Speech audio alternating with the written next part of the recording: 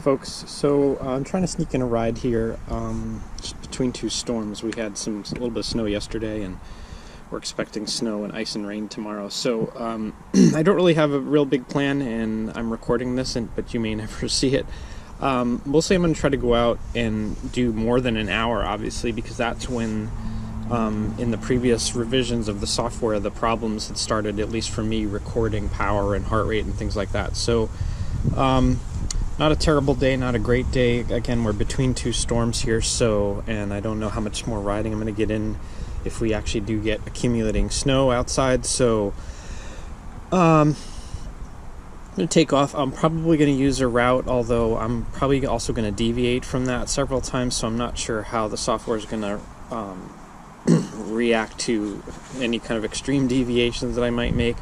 But we'll see how it goes, and if there's anything interesting, I'll stop and check in. This is January, oh gosh, I don't even know what the date is, 20th maybe.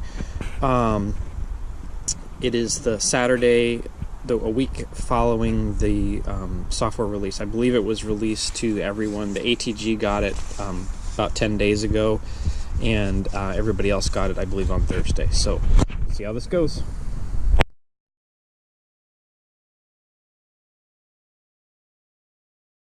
Hi folks, I'm going to try to catch the off-route behavior for you on camera. So what you should see is a small bar, I believe, above the battery percentage there that flashes to indicate that you're off-route, and then the red turn-by-turn direction should turn blue. You can see the yellow line, or red line, I'm sorry, forks off to my left. I'm going right at this intersection. Takes it a second to realize that you're fully off route.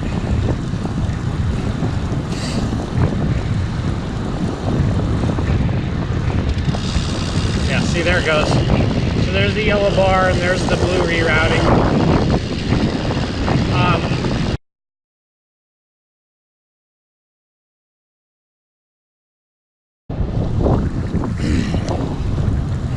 Hi folks again. So still off route. I kind of wanted to comment again on the whole rerouting algorithm, I guess. Hopefully you can hear me talking about this as I zip through this, cruise through this neighborhood, but I don't know what they can do. Maybe they can't do anything because they really don't know where you're going, or kind of they don't have the AI necessary to figure this out. But I'm basically parallel to another road that should kind of get me where I need to go, but it's being very aggressive in trying to turn me around, and basically it's constantly trying to point you back to the place where you left the route, instead of trying to do maybe what a car GPS would do, seemingly, which is to kind of circumvent what you're doing and go around and get you back to that point. Like, most car GPSs won't have you whipping U-turns unless you're horribly screwed up and there's no way around. This should really be, I don't know if there's a way for them to tweak it and make it slightly less aggressive, but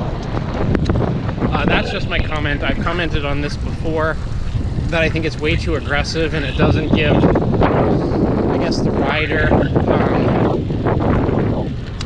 kind of, I guess, enough credit. And maybe there's some sort of slider or toggle that they could use, or a sort of a high, medium, and low level of aggressiveness in the rerouting. I could see where, if I was in a foreign country or an area unfamiliar to me, where I would want to really get back on track quickly. You can see now it's sort of pointed generally in the right direction, except I'm going to take another turn here in a minute and it's going to be unhappy with me again.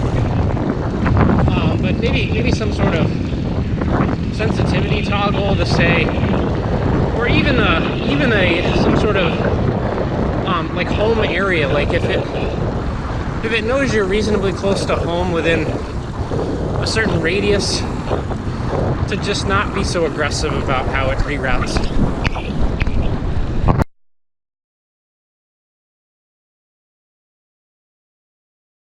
So I stopped for 1 second to kind of hammer home the point of what I'm talking about.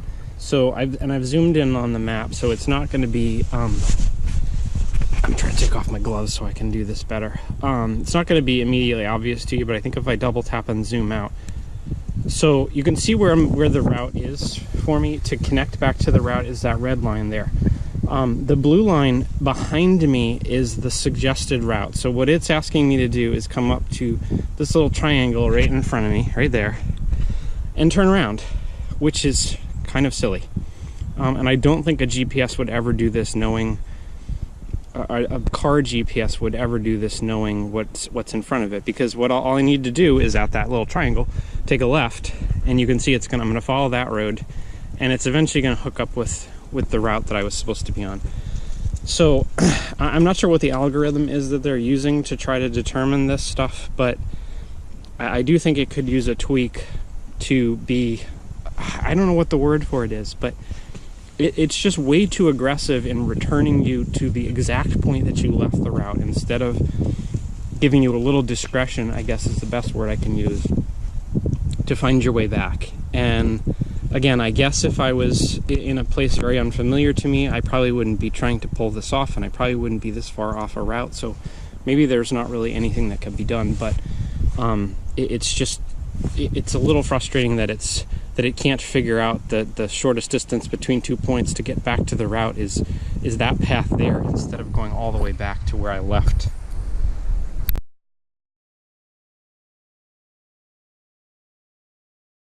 Well, I thought I was done stopping, but I think this even makes the point further. So this map was very much zoomed out. You can see the red line right in front of me. It's literally that stop sign and a couple of 100 feet to my right. But you can see what the Karoo is doing. It's telling me to go left, which is, again, it's trying to reroute me back to the point. It appears to be trying to reroute me back to the point that I left the route, instead of taking the shortest distance between 2 points and getting me back on the route. So I'm gonna try to, well, you know what, no, I'm gonna snip it here, because I gotta put my gloves back on, and then I will, this is kind of a busy road in front of me, so I'm a little concerned with trying to show you the back on route behavior, and I'm not entirely sure it's even gonna happen, so, but I'm gonna put a little snippet in here, and we'll give it a try.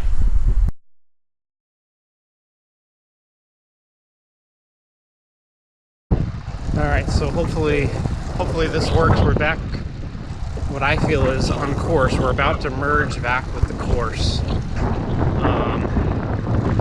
And I'm curious to see what this does, because I've definitely snipped off part of the course. I've actually made it longer, but cut off a big section of it.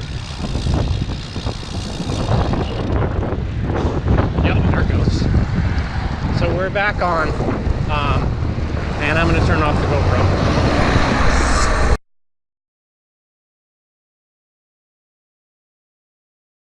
So it's a typical weird day in New England, especially one immediately after and before another storm. So I think what you're kind of seeing off to the left, which is really, I guess, probably south, maybe southeast, directly ahead is Nantucket Sound. This immediate body of water in front of me is just a little bay. But I think that's the storm on the left that's leaving. And then if I pan over to the right, you can kind of see the dark clouds over there, and this is literally the calm between the storm. Or it's actually very quiet here right now. There's not a lot of wind. The water out there is actually nearly glass-like, so if it wasn't so cold, it'd probably be a great day to be out on a boat. But yeah, this is weird. So the sun, you can sort of see just sort of filtering through there. It was snowing a second, and there are actually a few flakes in the air right now, which probably the GoPro is not picking up.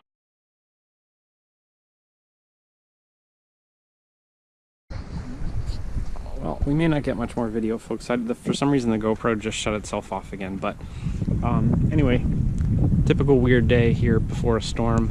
Wind is starting to pick up, and with those little flecks of snow, I'm probably going to start turning myself around and heading towards home before it gets any worse. So you may not hear again from me until I get home. There's not much really more to show about the rerouting unless something goes completely haywire. So we'll pick this up at home.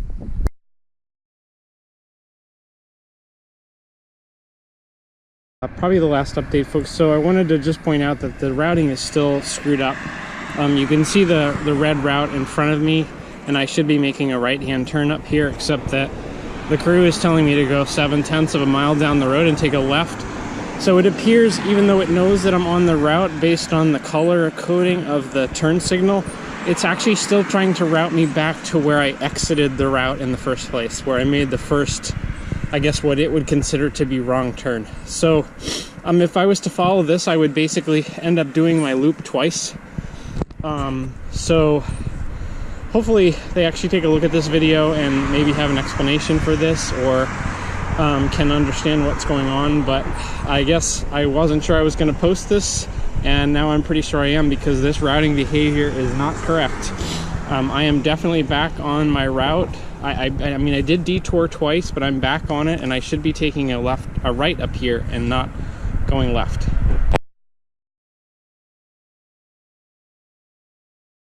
Hi folks, hopefully the GoPro is going to last a few seconds, but I'm going to talk really fast.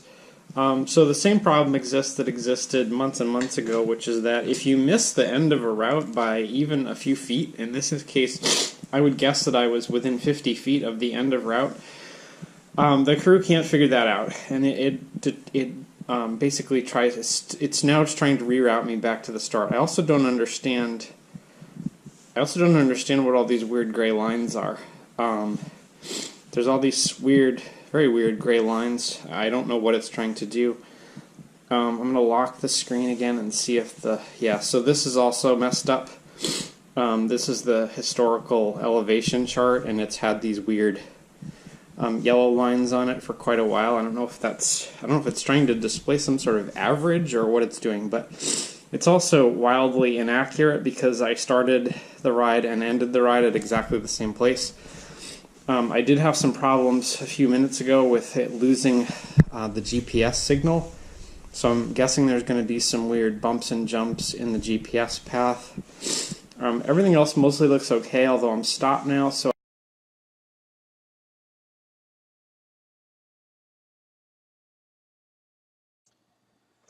hi folks. So I apologize for all the GoPro cutouts. I'm not sure if the cold was affecting it or what exactly was happening with the GoPro, but it kept, even though I wasn't touching any buttons, it kept turning itself off. So that last little bit also got truncated. After showering yesterday and thinking about the routing and the routing behavior, I guess it sort of dawned on me that I kept comparing this to a car GPS, and really that's probably not fair, because a car GPS has a point of departure and a destination point. So it's just working with that one point and trying to route you back to that one point. The Karoo has a route that you or it has planned with, I'm guessing, multiple waypoints involved. So I'm not sure what the answer is for them to fix that. But as you saw, at some points it looked like it was fine and that it was back on course. And then as I got within a couple of miles of the end of the route, it seemed to be routing me back to where I missed or where I got off course. So I'm not really sure. I don't remember that happening. That is my route test route. So there's probably at least one or two more videos on the channel using that exact course or route, and I know for a fact that I've gone off course on that a couple of different times. So there's the weirdness with it. I guess just not being able to kind of pick up where it merges back in and then just continue on. It still seems like it's thinking about trying to get you back to where it was missed or where you got off course in the first place. And then the second issue, which I've now forgotten, is the end of route behavior. So literally, again, I missed the end of the course or the end of the route by 50 feet. For some reason, when I plotted this course, I thought I plotted it to end basically at a four-way stop in my neighborhood. And this was the route test from a long time ago, where I didn't start from home. I started from a point down the street. I didn't end at home. I ended at a different point down the street. And clearly I just didn't drag the little pip or pointer far enough to actually get into the intersection. It's slightly down a side street, and by slightly I mean like 50 feet, 100 feet at most. But the crew doesn't see that. It just you passed it, and as soon as you're past it, now it's routing you back to the end. There was also the issue of those gray lines on the map and the yellow lines on the elevation chart. I'm not sure what those are, but I hope they actually show up okay in the video, and maybe that somebody from Hammerhead is looking at this or watching these. And then I guess last but not least, I felt like I should show the the the details basically, and it's pretty much good news here. This is the 1 hour mark here, and this is where, and even as early as 40 minutes in the previous software version, I was noticing power dropouts, heart rate dropouts, just a lot of weirdness. And this looks fine. I'm sure that these peaks and valleys are just when I was coasting or off the power. I'm sure if we really drilled into the details of one of these, we'd see I was going downhill or coasting up to a stoplight, or but they all seem normal. All these complete dips here are due to me stopping and either recording or getting caught at a light, or they're all explainable. I'm still not sure why this gear ratio thing shows up here. It has no way to get that information, and I don't know why the software displays that. The other thing I did look into, and I don't think any of these, although I should look at the map, I guess, because there were a few dropouts of GPS signal. Oh, I don't know that is. Okay, I don't know why we're getting weird behavior from that, but I guess we'll just go back to the edit mark. So there were some weird dropouts. I didn't quite see them. This is, I don't know if you can see over here approximately where this is, and I guess we can look at the time. So about an hour and a half in, there was a little bit of weirdness with the heart rate. And I don't know if I was stopped. It looks like I was stopped here. That might make some sense as the heart rate was dropping. This may have been a point where I had stopped to record again, that last little bit just before I climbed my way back home, although the heart rate jumped right back up again, so maybe not. But this was the only section here that I saw kind of these weird, very precise heart rate numbers, and I don't know, I sincerely doubt that the heart rate strap that I'm using is going down to thousands like this. This looks like maybe a little bit of data corruption in the fit file or something, but for the most part, the speed I get, there was another little blip here, but that was it. It's very difficult to grab this little pointer thingy and scroll. Yeah, it's not really cooperating with me right now. But if I scroll, when I scrolled through this yesterday before I gave up on recording for the day, I didn't notice any issues with power, cadence, or heart rate other than those couple of small, oh, there we go. Other than those couple of small, there's one, I think that's probably the one we already looked at. There's another one there, there's another one there, and it's all heart rate. I didn't see any weirdness with power or cadence, so it looks like that's maybe been smoothed out, and I'm guessing that was probably the cause of the some of the glitchiness that we were seeing on screen, where it was, I don't know if it was doing a lot of math and that was causing issues. So that's the end of the ride. I was trying to see if I could see where it lost GPS coordinates, but I'm not seeing any of those. There don't appear to be any nulls. I did see GPS dropouts. There was a little red indicator bar at the top of the Karoo, and then it went green, and then it went back. I again forgot to set my altitude, so my altitude is all screwed up, and I think I noted, if we scroll all the way to the top, yeah, you can see. So the route, it says it started at 16, I don't know if that's meters or feet actually. And it ended at, well, that shows 11 feet at the end, but that's not what the chart 16 feet is. I mean, it should be really very close to the same, but that's actually closer than I thought it would be, and it's not. It's closer than it looked like on the screen, so there's something going on there as well. But This is all pretty minor stuff. I mean, I'm nitpicking, but I'm nitpicking to just point out things that, in my opinion, still need work. The interface, as we noted in the last one, it's not great. It's not terrible. It's not great. There's just some simple formatting things that they can do, and maybe some explanations they can do about adding and removing fields.